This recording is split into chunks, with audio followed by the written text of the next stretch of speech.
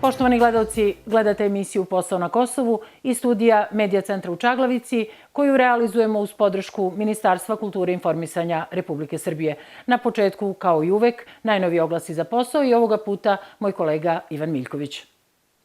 Za ovu emisiju pripremili smo 3 konkursa za posao. Kancelarija premijera objavljuje slobodno radno mesto za jednog visokog zvaničnika za planiranje politika. Za ovo radno mesto potrebna je univerzitetska diploma ekonomskog fakulteta ili diploma iz odgovarajućih društvenih nauka i relevantno radno iskustvo od najmanje 3 godine u kosovskim institucijama, međunarodnim vladinim i nevladinim organizacijama koje deluju na Kosovu ili van Kosova ili u drugim domaćim relevantnim organizacijama. Rok za konkurisanje je do 1. jula 2015. godine do 16 časova. Agencija za razvoj Ujedinjenih nacija raspisuje konkurs za lokalnog stručnjaka za prevenciju poplava. Potrebna je univerzitetska diploma iz geologije ili slične oblasti i najmanje 5 godina radnog iskustva. Rok za predaju dokumenata je 30. juni tekuće godine. Takođe, UNDP, organizacija volonteri Ujedinjenih nacija, raspisuje konkurs i za saradnika koordinatora. Za ovo radno mesto potrebna je fakultetska diploma iz oblasti društvenih nauka i minimum 3 godine radnog iskustva na relevantnim poslovima. Rok za prijavu je 3. jul 2015. godine.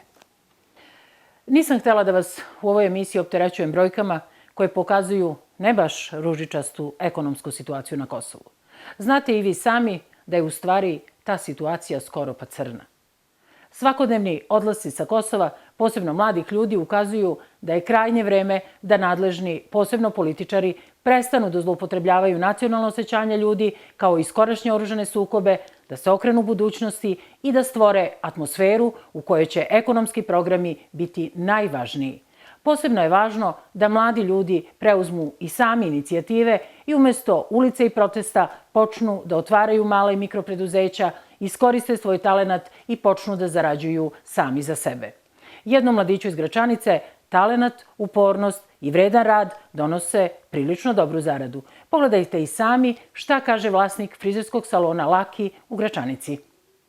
Muški frizerski salon Milutina Tomića Laki iz Gračanice, koji radi uspešno oko 2 decenije, veoma je dobar primer privatnog biznisa. A da bi ovakav biznis bio uspešan, potrebni su, osim materijalnih sredstava, velika ljubav i posvećenost. Još ako tome dodate tradiciju i slike detinjstva, eto garancije za uspeh. Pre svega, moj otac je bio brica iz vojske, on je bio amater i tako da ljudi koji su dolazili u to vreme, ja sam kao nastavnik, njegov sin, vidio da je to pravi posao koji ja mogu da se bavim, zavolao sam i tako sam i krenuo. U ovom frizerskom salonu je uvek puno. Dolaze deca, mladi, stari. Cene su pristupačne, tako da svako može da priušti sebi šišanje u ovom salonu. Od kako sam upoznao majstor Lakija,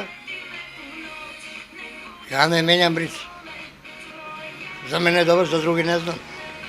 Šišanje ili pruženje naše delatnosti je možda najjeftinija od svih životnih potreba, ako smem tako da kažem, zato što 2 eura šišanje je za mesec dana, ako neko praktikuje da se jednomesečno ošiša, 2 eura mislim da je sasvim zadovoljavajuće za današnje uslove i platu koju danas ljudi imaju.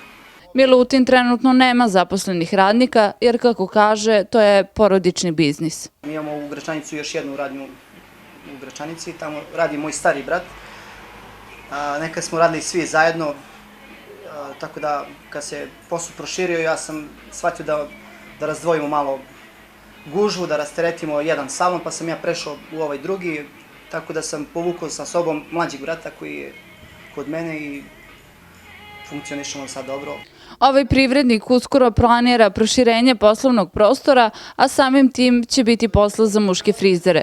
Do tada, svi koji žele da uče frizerski zanat, dobrodošli su u ovaj frizerski salon. Osim nedovoljnog angažovanja onih koji pred izbore obećavaju nova radna mesta i pomoć svima koji imaju dobre ideje, veoma je važno da mladi neprekidno proširuju svoje obrazovanje. Nije dovoljno stati posle završene srednje škole, jer srednjoškolaca skoro svih profila na tržištu rada ima mnogo. Umesto što gube vreme, tražeći ono što ne mogu naći, a to je posao u svojoj struci i to dobro plaćen, doškolovavanje, fakultet ili barem prekvalifikacija su najbolje rešenje. Na primer, iako se smatra da su poslovi za one koji imaju neku elektrostruku obezbeđeni, ni to nije baš tako. Dobar primjer je Dalibor Milenković iz Gračanice, koji je po struci elektroinstalater i koji je upisujući elektrotehničku školu mislio da je zvanje koje će steći deficitarno zanimanje i da će posao naći brzo. Ali Dalibor je na tržištu rada od 2008. godine, nažalost, sa tendencijom da tamo i ostane. Dalibor Milenković, elektroinstalater iz Donje Gušterice, posao čekao 2008. godine. Upisao je elektrotehničku školu jer je mislio da će brzo dobiti posao.